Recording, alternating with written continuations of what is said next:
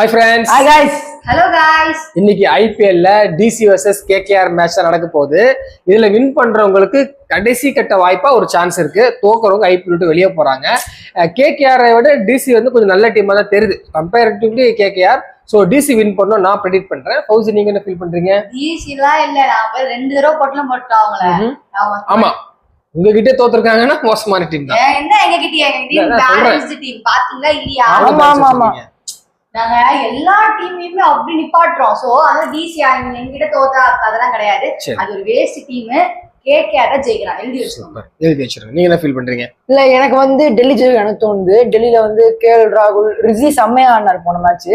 அவர் எதுக்கு ஆட வைக்காம இம்பாக்ட் வேற கூட்டு வந்தாலும் தெரியல. கருண் நாயர் அந்த பிச்சை போர்ஷன்ல ஆடி இருக்காரு, அந்த விஷயம்ல ஆடல. சோ இந்த மேட்ச் வின் பண்றோம்னு நினைக்கிறேன். ஓகே, இப்போ லக்கி பால் ப்ரெடிக்ஷன் என்ன சொல்றதுன்னு ஃபௌசியா சொல்லுவாங்க நமக்கு.